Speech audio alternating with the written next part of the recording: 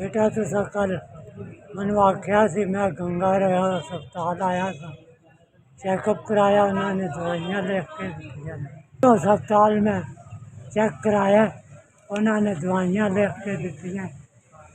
दवाइयाँ जो कि पैसे मेहरबानी है, उन्होंने दवाइयाँ लिख के दित्तियां। मैनू दवाइयाँ लै दवो, तुहाडी बड़ी बड़ी मेहरबानी, कुछ सेहतयाब हो सके। मैं दवाइयाँ खा के ठीक हो जाए, तुहाडी बड़ी बड़ी मेहरबानी।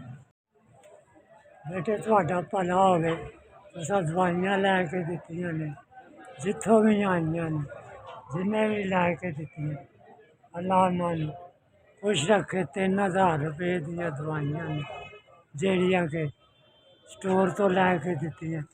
अल्लाह इन्हां दे बच्चेआं दा भला करे, अल्लाह इन्हां ने इन्ना कुछ देवे कि इन्हां दे बच्चेआं नूं थोड़ ना आए, अल्लाह मियाँ बहुत ज़्यादा देवे। मेहरबानी है ताकि मैं दवाइयाँ खा के सेहतयाब हो के दुआवां दे सकूँ।